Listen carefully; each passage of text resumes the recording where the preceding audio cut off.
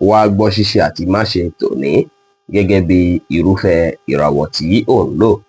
Mo kí Ọlọ́run Ọba, mo ṣèbà Olódùmarè, ìbà akọ́dá ayé, ìbà aṣẹ̀dá ọ̀run, mo ṣèbà Ọ̀rúnmìlà atórí ẹni tí ò sunwọ̀n ṣe, mo júbà ọkùnrin, mo júbà obìnrin, mo kí gbogbo ojú tó ń wò mí níbikíbi tí ẹ ti ń gbọ́ mi káàkiri àgbáńlá ayé. Èyí ni ìwádìí ojoojúmọ́ fún gbogbo ìràwọ̀ pátá àti ṣíṣe àti máṣe fún gbogbo ìràwọ̀ pátá ti tòní, tí ń ṣe ọjọ́ Sunday, June 29 ọdún 2025 tá wà nínú ẹ̀ yìí. Ẹ̀yin tẹ́ ń wò mí pátá, ẹ dákun ẹ dábọ̀ ẹ bá ń share fídíò yìí kó kárí ilé kó kárí oko, kó lè jẹ́ ìwúlò àti àǹfààní fún ọ̀pọ̀lọpọ̀ ènìyàn. Kí ẹ sì má gbàgbé láti follow, kí ẹ sì subscribe kẹ́ lè pẹ̀lú àwọn tá máa jẹ àǹfààní onírúurú fídíò tá à ń fi léde lójoojúmọ́ fún ìdàgbàsókè ìjọmọ ènìyàn. Ẹ̀yin tẹ́ ti fẹ́ ṣèwádìí onírúurú láǹfààní àti kàn sí wa ní WhatsApp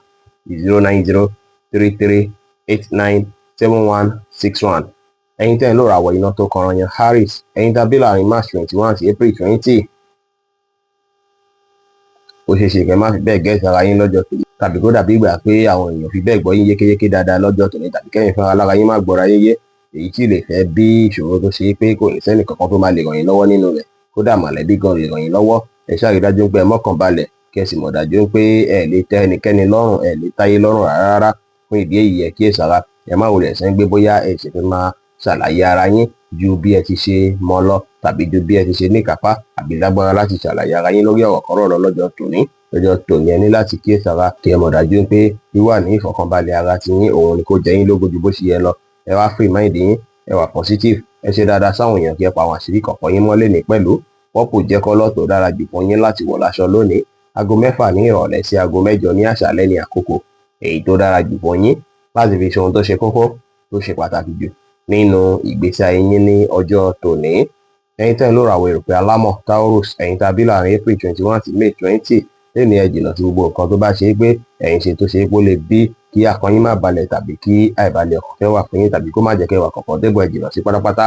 Lẹ́ni kẹ́ jẹ́ kí inú yín dùn káyọ̀ yín kún, kí ẹ sì jìnnà sí gbogbo nǹkan tó bá máa bí argument àbí wàhálà láàrin ẹ̀yin àtèèyàn. Lọ́jọ́ tòní tó bá ṣe ń bí ìgbà bí kẹ́ dá wà lẹ́yìn nìkan, ẹ lè ṣe bẹ́ẹ̀ kò sí wàhálà. Ẹ rẹra yín lẹ̀ kí ẹ free mind yín, ẹ bá àwọn èèyàn ṣe pẹ̀lú àwàdà àti ẹ̀rín, ẹ ṣe dáadáa sáwọn èèyàn. Orange jẹ́ kọ́lọ̀ tó dára jù fún yín láti wọ̀ láṣọ lónìí.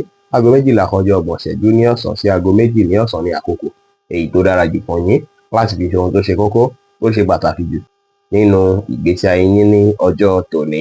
Ẹ̀yin tẹ́ ń lò ràwọ̀ afẹ́fẹ́ aláwàdà Gemini, ẹ̀yin tàbí láàrin May 21 sí June 21, lẹ́ni kẹ́ kíyèsára, ẹ má wulẹ̀ ní bí ẹ fẹ́ ṣe nǹkan kan látàrí pé bóyá nǹkan yẹn ń trend lọ́wọ́, àbí nǹkan táwọn èèyàn ń gbàwé rí ẹ̀yin, tàbí irúṣẹ́ táwọn èèyàn ṣe ní. Ẹ má kọpí ẹnikẹ́ni rárá lọ́jọ́ tòní kó má bàa ṣàkóbá fún yín. Lọ́jọ́ tòní ẹ ṣe àwọn nǹkan tó ṣe yín pé ẹ̀yin fúnra lára yín fẹ́ ṣe ni. Ẹ má lè fẹ́ ṣe kọpí ẹnikẹ́ni rárá o. Lẹ́ni kí ẹ mọ̀ dájú pé Ọlọ́run ti fún yín lẹ́bùn, Ọlọ́run sì fún yín ní àwọn ohun tó ń sọ sí yín lọ́kàn. Àwọn nǹkan wọ̀nyẹn ni kí ẹ lò, á ràn yín lọ́wọ́ púpọ̀ nínú ìgbésí ayé yín, bẹ́ẹ̀ sì ni á jẹ́ kí ẹ ṣàṣeyọrí lórí ohunkóhun. Ní pàtàkì jùlọ, tẹ bá ní ìfaradà àti tẹpámọ́ṣẹ́ lórí ohunkóhun, àṣeyọrí wà fún yín. Ẹ má kánjú ju bó ṣe yẹ lọ lórí ohunkóhun. Ẹ má ṣèlérí ohun tẹ́ lè mú ṣẹ fẹ́nikẹ́ni. Ẹ ṣe nǹkan yín létòlétò, kí ẹ sì ṣe dáadáa sáwọn èèyàn lénìí pẹ̀lú. Teal green jẹ́ kọ́lọ̀ tó dára jù fún yín láti wọ̀ láṣọ lónìí. Aago 3 ní ọ̀sán sí aago 6 ní ìrọ̀lẹ́ ní àkókò èyí tó dára jù fún yín láti fi ṣe ohun tó ṣe kókó tó ṣe pàtàkì jù nínú ìgbésí ayé yín ní ọjọ́ tòní. Ẹ̀yin tẹ́ ń lò ràwọ̀ omi agbára Cancer, ẹ̀yin tàbí láàrin June 22 sí July 22, ó ṣeé ṣe kí ẹ fìlì bákan tàbí bí ìgbà pẹ́ wà disappointed bákan. Ọjọ́ tòní ẹ gbìyànjú láti jẹ́ kára yín yá gágá láti rí dájú pé gbogbo nǹkan tó ń ṣẹlẹ̀ lọ́jọ́ tòní ẹ lè control ẹ̀ pátápátá. Lọ́jọ́ tòní kẹ́ rí dájú pé ẹ control emotion yín, ẹ control ìbínú yín pátápátá. Kí ẹ má lọ ní pé bóyá ẹ̀ ń sọ̀rọ̀ èyí tó ṣe pé ó máa ṣàkóbá fún ọmọlàkejì tàbí tó máa mú kí inú ọmọlàkejì bàjẹ́. Lọ́jọ́ tòní kẹ́ kíyèsára láti lè gbà àlàáfíà láyìíká yín. Kí ẹ mú sùúrù tí ẹ bá ń sọ̀rọ̀ pẹ̀lú àwọn ènìyàn. Lẹ́ni kẹ́ má fi inú tọ̀yàn rárá, ẹ má gbára léèyàn rárá. Ẹ fọgbọ́n àtòyè tọ́lọ́run fi ń ṣe ohunkóhun, kẹ́ sì jìnnà sí ìbínú pátápátá. Brown jẹ́ kọ́lọ̀ tó dára jù fún yín láti wọ̀ láṣọ lónìí. Aago 3 kọjá 30 ìṣẹ́jú ní ọ̀sán sí aago 5 kọjá 30 ìṣẹ́jú ní ìrọ̀lẹ́ ní àkókò èyí tó dára jù fún yín láti fi ṣe ohun tó ṣe kókó tó ṣe pàtàkì jù nínú ìgbésí ayé yín ní ọjọ́ tòní. Mo wá fi àkókò yìí kí gbogbo ẹ̀yin oníràwọ̀ Cancer kú àkókò ọjọ́ ìbí yín tí a wà yìí. Ẹ̀yin tẹ́ ń wò mí pátá, mo tún fẹ́ fi àkókò yìí kí ìyá wa kan tí ó ń lorúfẹ́ ìràwọ̀ yìí, tó sì jẹ́ pé ọ̀kan lára àwọn gbòógì náà tó ń tẹ̀lé wa lójoojúmọ́ òun ni wọ́n jẹ́. Ìyá wa Sẹ̀fíyátù Ọládipúpọ̀ láti ìlú Kòtónú náà. A kí yín kú ọjọ́ ìbí yín tòní, a kí yín kú oríire o. Ẹ dàgbà, ẹ dógbó, ẹ pẹ́ bí pẹ́pẹ́ ti ń pẹ́, ẹ gbó bí gbogbo ti ń gbó. Ọkàn yín á balẹ̀, ire á dé fún yín láṣẹ Èdùmàrè. Ìgbà ọdún ìṣẹ́jú kan sì ni yóò jẹ́ láṣẹ Ọlọ́run Ọba. Happy birthday to you. Ẹ̀yin tẹ́ ń lò ràwọ̀ iná tó gbóná riri Leo. Ẹ̀yin tàbí láàrin July 23 sí August 22 lọ́jọ́ tòní ó ṣeéṣe kí ẹ fẹ́ ní mood swing bákan. Ní ààyè ilé yín ó ṣeéṣe káwọn nǹkan tó dàbí ìṣòro kéékèèké lè fẹ́ jẹyọ. Ẹ má jẹ́ kí ìbínú yín àbí ìwà wàjùwàjù kó ba nǹkan jẹ́ láyìíká lé lọ́jọ́ tòní. Kí ronú nípa àkókò tí ẹ ti lò pọ̀, tí ẹ ti fi dinú, tí ẹ ti fi yọ̀ àti ìfẹ́ tẹjọ ní síra yín láyìíká ilé yín lọ́jọ́ tòní. Ẹgbẹ́ gòyìn sẹ́gbẹ́ kan kí ẹ wá bí gbogbo ẹ̀ sì fẹ́ ní solution pátápátá. Ẹ má ṣàṣejù lórí ohunkóhun. Ẹ ṣe àwọn kan tá mú kí inú yín dùn káyọ̀ yín kún. Ẹ fọgbọ́n àtòyè tọ́lọ́run fi ń ṣe ohunkóhun lénìí. White jẹ́ kọ́lọ̀ tó dára jù fún yín láti wọ̀ láṣọ lónìí. Aago 12 ní ọ̀sán sí aago 1 kọjá 30 ìṣẹ́jú ní ọ̀sán ní àkókò èyí tó dára jù fún yín láti fi ṣe ohun tó ṣe kókó tó ṣe pàtàkì jù nínú ìgbésí ayé yín ní ọjọ́ tòní. Ẹ̀yin tẹ́ ń lò ràwọ̀ erùpẹ̀ funfun Virgo, ẹ̀yin tàbí láàrin August 23 sí September 23 lè ní ẹ máa struggle díẹ̀ láti wá ìfọ̀kànbalẹ̀ àti ìrọ̀rùn fúnra yín látàrí pé nǹkan máa kún lọ́hùn yín tẹ́ fẹ́ ṣe lọ́jọ́ tòní. Nǹkan á pọ̀ tẹ́ fẹ́ mú kúò lọ́tùn lósì, ṣùgbọ́n kẹ́ mọ̀ dájú pé gbogbo nǹkan yìí á tó dópin ẹ ṣàwùlẹ̀ fòkọ́sì láti rí dájú pé ẹ̀ ń ṣe nǹkan ní ẹyọ ẹ̀kùnrin méjì bọ́ná lẹ́ẹ̀kan ṣoṣo. Ìyẹn á ràn yín lọ́wọ́. Bẹ́ẹ̀ sì ni tẹ́ bá nílò ìrànlọ́wọ́ lọ́dọ̀ ènìyàn ẹ láǹfààní láti béèrè lọ́jọ́ tòní, kò sí wàhálà. Ẹ ṣòtítọ́ ẹ ṣòdodo láwùjọ àwọn èèyàn. Ẹ má kánjú ju bó ṣe ẹ lọ lórí ohunkóhun. Ẹ mú sùúrù lò kí ẹ gbà láfíà láàyè. Ẹ tẹpá mọ́ṣẹ́ kí ẹ sì ṣe nǹkan yín létòlétò pẹ̀lú. Rẹ́ẹ̀dì jẹ́ kọ́lọ̀ tó dára jù fún yín láti wọ̀ láṣọ lónìí. Aago 9 láàárọ̀ sí aago 11 láàárọ̀ ní àkókò èyí tó dára jù fún yín láti fi ṣe ohun tó ṣe kókó tó ṣe pàtàkì jù nínú ìgbésí ayé yín ní ọjọ́ tòní. Ẹ̀yin tẹ́ ń lò ràwọ̀ afẹ́fẹ́ márìmí fún Libra, ẹ̀yin tàbí láàrin September 24 sí October 23 ẹ gbìyànjú láti bẹ̀rẹ̀ nǹkan tuntun lọ́jọ́ tòní. Á ràn yín lọ́wọ́. Ọjọ́ tòní dára púpọ̀ fún yín láti fi ronú nípa ọ̀nà wo lẹ tún fẹ́ gbé gbà, ìgbésẹ̀ wo lẹ tún fẹ́ gbé dátú bí kí ìgbésí ayé yín dára. Ọjọ́ tòní táwọn èèyàn bá ń sọ̀rọ̀ tàbí táwọn èèyàn bá ń ṣe nǹkan kan ẹ lè máa rí ọgbọ́n kan àbí méjì kan nínú ẹ̀. Ẹ máa tún lò fún ọ̀rọ̀ ìgbésí ayé yín tí á tún ràn yín lọ́wọ́ lọ́jọ́ iwájú. Ẹ ṣe dáadáa sáwọn èèyàn lénìí. Ẹ wà determine. Ẹ láǹfààní láti káàkiri lọ kíbi lénìí láti lọ wá oore, kò sí wàhálà. Aago 10 láàárọ̀ sí aago 11 láàárọ̀ ní àkókò èyí tó dára jù fún yín láti fi ṣe ohun tó ṣe kókó tó ṣe pàtàkì jù nínú ìgbésí ayé yín lónìí tí kọ́lọ̀ pink sì jẹ́ kọ́lọ̀ èyí tó dára jù fún yín láti wọ̀ láṣọ ní ọjọ́ tòní.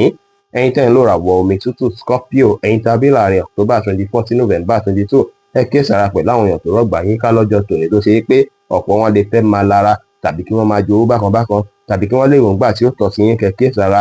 Ẹ ṣàkọsí ẹ fojú fò dá tẹ́ bá tẹ padà nímọ̀ lára yín pé alágbájá yóò dá yín pé ó ṣe báyìí. Ẹ fojú fò dá. Ẹ fi ìgboyà ṣe ohunkóhun lọ́jọ́ tòní. Pàápàá ẹ gbájúmọ́ àwọn nǹkan tó ṣe é pé ó ṣe kókó fún yín láti gbájúmọ́ bí iṣẹ́ tàbí responsibility yín. Gbogbo ẹ máa padà rọlẹ̀ tọkàn tí yín máa balẹ̀. Ẹ wá positive. Ẹ pa àwọn àṣírí kọ̀ọ̀kan yín mọ́.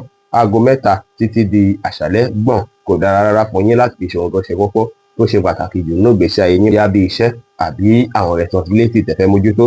Lénìí sìgé brown jẹ́ kọ́lọ̀ èyí tó dára jù fún yín láti wọ̀ láṣọ ní ọjọ́ tòní. Ẹ̀yin tẹ́ ń lò ràwọ̀ iná àtùpà Sagittarius, ẹ̀yin tàbí láàrin November 23 sí December 22 tó bá ṣe é pé ṣùkan ti ń wáyé láyìíká lẹ́yìn àbí nínú ìgbésí ayé yín láti jọ́ mẹ́ta gbogbo ẹ̀pà tó ṣeéṣe kí solution wáyé fún lọ́jọ́ tòní. Ẹ ṣáà ti máa sọ̀rọ̀ òdì àbí ọ̀rọ̀ àìtọ́ sí èèyàn. Ẹ ṣòtítọ́ ẹ ṣòdodo láwùjọ àwọn èèyàn. Ẹ ṣe dáadáa sáwọn èèyàn lénìí. Ẹ gbà láfíà láàyè kí ẹ sì wá ìrọ̀rùn láwùjọ yín pẹ̀lú. Aago 4 kọjá ìṣẹ́jú 15 ní ìrọ̀lẹ́ tí aago 5 kọjá ìṣẹ́jú 15 ní ìrọ̀lẹ́ ní àkókò èyí tó dára jù fún yín láti fi ṣe ohun tó ṣe kókó tó ṣe pàtàkì jù nínú ìgbésí ayé yín lónìí tí kọ́lọ̀ purple sì jẹ́ kọ́lọ̀ èyí tó dára jù fún yín láti wọ̀ láṣọ ní ọjọ́ tòní. Ẹ̀yin tẹ́ ń lò ràwọ̀ erùpẹ̀ eléruku Capricorn, ẹ̀yin tàbí láàrin December 23 sí January 19 lọ́jọ́ tòní ẹ rí dájú pé ẹ mọ́kàn ara yín balẹ̀ látàrí pé ẹ lè fẹ́ máa bínú ṣẹ́ṣẹ́ṣẹ́ tàbí káwá dédé fẹ́ máa kan yín. Fún ìdí èyí ẹ jìnnà sí gbogbo nǹkan tó bá jọ mọ́ ìjà bá nǹkan fúrọ̀tì yàn pátápátá. Èyí tó ṣe kókó ní pé kẹ́ gbájúmọ́ àwọn nǹkan tó yẹ kẹ́ gbájúmọ́ láàyè iṣẹ́ kí ẹ sì rí dájú pé àwọn iṣu tó ṣe pé ń wáyé ẹ wá bí gbogbo ẹ̀yẹ fẹ́ yanjú pátápátá. Ẹ ò lè gbájúmọ́ bí ọjọ́ iwájú yín ṣe fẹ́ dára lénìí ló dára jù. Lénìí sí rèé tẹ́ bá rí pé bóyá múdù yóò dára látòwúrọ̀ kí ìrọ̀lẹ́ tó lẹ́kẹ̀ mọ̀ dájú pé ìpò padà máa wáyé. Ó dára kẹ́ lọ àkókò àti ìgbọ́wọ́ ọ̀rọ̀lẹ́ pẹ̀lú àwọn olólùfẹ́ yín. Ẹ má dá sọ́rọ̀ tí wọ́n pè yín sí àbí iṣẹ́ ọkàn yín lénìí. Ẹ rẹra yín lẹ̀ kí ẹ pàṣírí kọ̀ọ̀kan yín mọ́. Ẹ má sọ̀rọ̀ òdì àbí ọ̀rọ̀ àìtọ́ sí èèyàn. Bẹ́ẹ̀ sì ni ẹ má ṣe ìpè fún yàn kí ẹ sì má fàyè gba kí ẹnikẹ́ni ṣe ìpè fún yín lénìí pẹ̀lú. Aago 3 ní ọ̀sán sí aago 4 kọjá 30 ìṣẹ́jú ní ìrọ̀lẹ́ ní àkókò èyí tó dára jù fún yín láti fi ṣe ohun tó ṣe kókó tó ṣe pàtàkì jù nínú ìgbésí ayé yín lónìí tí kọ́lọ̀ turquoise blue sì jẹ́ kọ́lọ̀ èyí tó dára jù fún yín láti wọ̀ láṣọ ní ọjọ́ tòní. Ẹ̀yin tẹ́ ń lò ràwọ̀ afẹ́fẹ́ oníbínú Aquarius, ẹ̀yin tàbí láàrin January 20 sí February 19 ọ̀pọ̀ yín tẹ́ bá ṣe jí lọ́jọ́ tòní ó ṣeé ṣe kí ìfòòró ọkàn fẹ́ wáyé fún yín tàbí ká ìbalẹ̀ ọkàn fẹ́ wáyé fún yín díẹ̀ bákan, bóyá látàrí àwọn nǹkan tó ti dàbí tẹ́ńsán tó ti wà lọ́kàn yín láti jọ́ mẹ́ta ló fa àwọn nǹkan wọ̀nyí, lẹ́yìn ẹ má ṣe ròyìn rẹpẹtẹ, gbogbo ẹ̀ pátá lẹ máa mórí bọ́ ńbẹ̀ o. Ẹ ṣàwòye sí àwọn nǹkan tó dàbí ìṣòro tó ń wáyé bí àkàbà tẹ́ fẹ́ gùn láti ṣàṣeyọrí láti débi ọlá yín. Ẹ kán mọ́kàn balẹ̀ kí ẹ sì rí dájú pé ẹ fẹ̀lẹ̀ ṣe ọ̀pọ̀lọpọ̀ nǹkan tí ẹ bá ń ṣe kí ọjọ́ tòní lè dára kí ó tún rọrùn. Léni kí ẹ gbà láfíà láàyè, ẹ bá àwọn èèyàn sọ̀rọ̀ pẹ̀lú ìfẹ́, ẹ bá wọn ṣe pẹ̀lú àwàdà àti ẹ̀rín, kí ẹ sì fi ìgboyà ṣe ohunkóhun léni pẹ̀lú. Grey jẹ́ kọ́lọ̀ tó dára jù fún yín láti wọ̀ láṣọ lónìí. Aago 2 ní ọ̀sán sí aago 3 ní ọ̀sán ní àkókò èyí tó dára jù fún yín láti fi ṣe ohun tó ṣe kókó tó ṣe pàtàkì jù nínú ìgbésí ayé yín ní ọjọ́ tòní. Ẹ̀yin tẹ́ ń lò ràwọ̀ omi tí kì í ro Pisces, ẹ̀yin tàbí láàrin February 20 sí March 20, àwọn nǹkan tó ń lọ lọ́kàn yín ó lè fà á tó ṣe é pé ẹ̀kọ́ máa wà distracted, ẹ lè má lè gbájúmọ́ nǹkan tó yẹ kẹ́ gbájúmọ́, ó lè nira díẹ̀ fún yín láti gbájúmọ́ ṣe dáadáa lọ́jọ́ tòní tàbí àwọn nǹkan míì tẹ́ bá fẹ́ ṣe lọ́jọ́ tòní. Ẹ má ṣe jẹ́ kí àwọn nǹkan tó ń lọ lọ́kàn yín kó gbalẹ̀ jù lọ́kàn yín ju bó ti yẹ lọ. Ẹ wà motivated kẹ́ rí dájú pé ẹ mójútó àwọn nǹkan tó yẹ kẹ́ mójútó lákòókò tó tọ́ àtàkókò tó yẹ. Lẹ́ni kẹ́ ní ìrètí pé gbogbo nǹkan ti dáa, ẹ ní ìgbàgbọ́ ní kíkún nínú ara yín, ẹ free mind yín kí ẹ wà positive. Yellow jẹ́ kọ́lọ̀ tó dára jù fún yín láti wọ̀ láṣọ lónìí. Aago 4 ní ìrọ̀lẹ́ sí aago 5 ní ìrọ̀lẹ́ ní àkókò èyí tó dára jù fún yín láti fi ṣe ohun tó ṣe kókó tó ṣe pàtàkì jù nínú ìgbésí ayé yín ní ọjọ́ tòní. Bí ó ṣe jẹ́ nìyẹn fún gbogbo orúfẹ́ ìràwọ̀ 12 tó wà pátá. Ẹ̀yin tẹ́ ń wò mí pátá, ẹ má gbàgbé pé Ọlọ́run bo Olódùmarè nìkan lọ́ba tó ní ìmọ̀ jùlọ. Fẹ́yìn tẹ́ fẹ́ ṣèwádìí onírúurú, ẹ láǹfààní láti kàn sí wa ní WhatsApp 09033897161. Ire gbogbo á jẹ́ tiwa lónìí, lọ́sẹ̀ yìí, lóṣù yìí àti ní gbogbo ọjọ́ ayé wa láṣẹ Èdùmàrè. Ire o.